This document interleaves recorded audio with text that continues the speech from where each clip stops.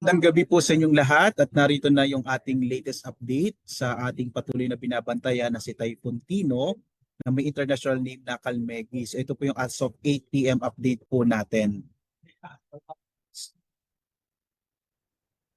So as of 7 p.m. nga po, no, huling namataan ang mata ng bagyong si Tino o ang sentro nito dito sa may coastal waters sa katubigan po ng Magsaysay sa lalawigan ng Palawan. Taglay pa rin niya yung pinakamalakas na hangin na nasa 130 kilometers per hour malapit sa gitna at pagbugso naman nasa 180 kilometers per hour. Ito ay mabilis na kumikilos, pahikanluran sa bilis naman na 25 kilometers per hour. So naapektuhan pa rin ito lalo na itong bahagi nga ng Western Visayas at ilang bahagi ng Mimaropa, Central Visayas. At samantala po, no, meron pa rin tayong minomonitor, meron na tayong minomonitor na panibagong bagyo na nasa labas ng Philippine Area of Responsibility. Ito po as of 3 p.m. nasa halos 2,000 kilometro to silangan ng northeastern Mindanao. At maaari po itong pumasok ng Philippine Area of Responsibility. Samantala, narito naman po yung ating latest track as of 8 p.m. po ng bagyong si Tino. So bukas po, 5 a.m. maaari po itong tumungo na sa may bahagi ng El Nido, sa katubigan ng El Nido sa lalawigan ng Palawan. Inaasahan kasi natin na matapos ang 5 landfall nitong bagyo, ay posibleng lumapit din ito sa may Cuyo Island. So maaari po itong maglandfall ng isa sa mga isla ng Cuyo. Pagdating po ng hapon, bukas ng hapon, ito ay nasa 370 kilometro na kanluran ng Coron sa Palawan. Habang pa umaga po ng Huwebes ay posibleng nasa labas na ito ng Philippine Area of Responsibility. Sana po yung mga kababayan natin, lalong-lalo dyan sa may bahagi ng Palawan, northern part of Palawan, ay maghanda sa inaasahan natin ng mga pagbugso at malalakas na hangin, mga dalang malalakas na mga pag-ulan na dala ng bagyong si Tino. Samantala, nakataas po ang signal number 4, particular na dito sa may northernmost portion ng Palawan kasama yung Calamian at Cuyo Islands kung saan nga po inaasahan natin na maaaring muling maglandfall yung bagyong si Tino.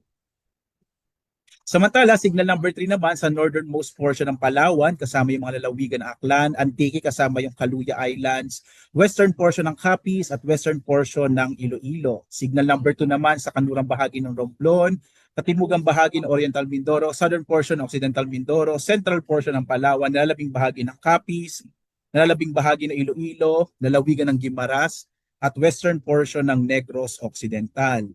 Signal number 2 po sa southern portion ng Quezon, kasama rin yung southern portion ng Marinduque, nalalabing bahagi ng Romblon, nalalabing bahagi ng Oriental Mindoro, nalalabing bahagi ng Occidental Mindoro, kasama ng Lubang Island. Ganyan din yung southern portion ng Palawan, yung Masbate, kasama yung Burias at Ticao Island. Ang buong lalawigan ng Cebu po, kasama yung Bantayan Islands sa signal number 1 pa rin, at maging sa Negros Oriental at nalalabing bahagi ng Negros Occidental. Mag-ingat po, no, yung mga kababayan po natin at maghanda, lalong-lalo na kung saan nakataas po yung mga tropical cyclone wind signal number 4 at number 3, kung saan inaasahan nga natin na lalapit po uli yung sentro o dadaan po yung sentro ng bagyo, partikular na nga sa hilagang bahagi ng Palawan. Samantala, malakas din po yung ating northeast monsoon, no? At meron din po tayong shear line at trough ng bagyong Tino. So kahit po yung mga lugar na hindi nakataas, na hindi po kasama sa tropical cyclone wind signal ay maaring makaranas ng mga pagbugso ng hangin. Ngayong gabi, posible pa rin na may mga pagbugso ng hangin sa malaking bahagi ng Luzon. Kasama din yung ilang bahagi ng Mindanao, yung Sarangani, Davao Occidental, Davao Oriental. Bukas po, ang malaking bahagi ng Luzon at Western Visayas, maging ang Negros Island Region, Central Visayas, Biliran, Leyte, Zamboanga Peninsula, ay posible pa rin makaranas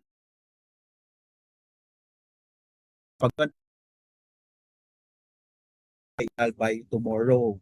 At Huwebes po, so Huwebes po ito, posible pa rin may mga pagbugso ng hangin sa Ilocos Region, Batanes, Cagayan, kasama yung Babuyan Islands, malaking bahagi ng Cordillera, Central Luzon, Metro Manila, Calabarzon at Mimaropa. Ito naman po yung ating inaasang mga dalang ulan, no? Lalong-lalo na po ng pinagsamang epekto ng bagyong Tino at shear line. Ngayong gabi hanggang bukas sa umaga makararanas pa rin ng malalakas sa mga pag-ulan, lalong-lalo na sa may bahagi ng Northern Palawan, dito sa Mimaropa at Western Visayas. Posible pa rin po yung mga pagbaha, mga flash floods at pag-unang lupa or mga landslide sa mga nabanggit na lugar at maging ito pong ilang bahagi ng Quezon Province, gayon din po sa Isabela, Aurora, Bulacan, Rizal, makakaranas din po ng mga pag-ulan itong mga bahaging ito. Dulot po ito naman ng shear line. Ang shear line po ay banggaan ng mainit at malamig na hangin, maging ilang bahagi po ng Bicol Region. Pagdating po natin ng Huwebes, inaasahan natin, mostly po ng mga pag-ulan natin dito na lamang sa may area ng Palawan dahil palabas na po or nasa labas na ng possibility ang bagyong Tino around Thursday po, no, araw ng Huwebes. Samantala po, naglabas pa rin tayo ng as of 8 p.m. update ng storm surge. Yung storm surge, ito po yung malalaking alon ng karagatan, mas mataas kaysa sa normal, na maaaring humampas sa mga baybay, sa mga coastal areas po, sa mga baybay dagat, na dulot po ito ng malalakas na hangin dala ng bagyo. Makikita po natin lalong-lalo na sa may area ng Northern Palawan, kasama din itong Antique, Oriental Mindoro, makakaranas ng more than 3 meters po na taas ng alon. 2.1 to 3 meters naman po sa Occidental Mindoro, Oriental Mindoro, Palawan, particular na sa Cagayan Silio Islands. Gayun din, 1 to 2 meters naman po sa Aklan, Antique, Guimaras, Iloilo at Negros Occidental. Ulitin ko po, no, napakadelikado po ngayon, lalo na sa mga baybay dagat po ng Northern Palawan at Southern part ng Oriental at Occidental Mindoro dahil muli, madadaan po malapit dyan ang sentro ng bagyong Sitino, kaya mag-ingat po yung mga kababayan natin, lalong-lalo na yung mga nakatira sa mga baybay dagat. Meron nakataas pa rin po tayong gale warning, ito naman yung particular area ng Northern Palawan po sa southern coast ng Iloilo, no, sa mga nabanggit na lugar.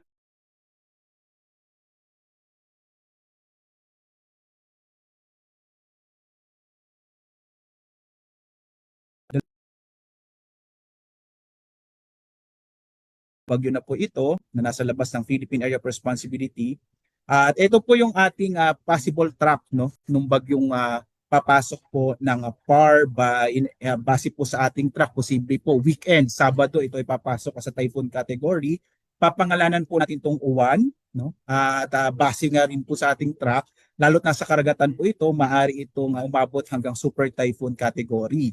So mag-ingat po, no, sa ngayon posible po na itong northern part ng bansa ang maaring maapektuhan itong susunod na bagyo. So magbibigay po tayo ulit ng update as of mamayang 11 p.m. Particular na sa posibleng maging track o direksyon itong susunod na bagyo. Samantala, ito naman po yung mga nakataas na mga heavy rainfall warning sa buong bansa. Makikita po ninyo, naka-heavy rainfall warning ang malaking bahagi ng Western Visayas at Mimaropa. Ito po ay dulot ng bagyo. Naka-orange warning po itong sa may area ng Negros Island region, habang light to moderate din sa manang nararanasan sa malaking nalalabing bahagi ng Visayas. Meron pong yellow heavy rainfall warning, particular na sa Quezon, dulot naman ito ng shear line. Mag-ingat po tayo lakas sa mga pag-ulan na dala ng mga weather systems po natin na bagyo at shear line. Makikita niyo po itong latest at updated na mga heavy rainfall warning, flood information, thunderstorm advisories sa ating website panahon.gov.ph. Para po sa iba pang mga impormasyon, maaari niyo pong sundan or mag-subscribe po sa ating iba't ibang mga social media platforms sa X, Facebook at YouTube, at sa ating dalawang websites pag-asa.usc.gov.ph at panahon.gov.ph para sa ating mga latest update para po sa ating lagay ng panahon. At live naman po mula sa Pag-asa Weather Forecasting Center, ako si Obet Badrina, maghanda po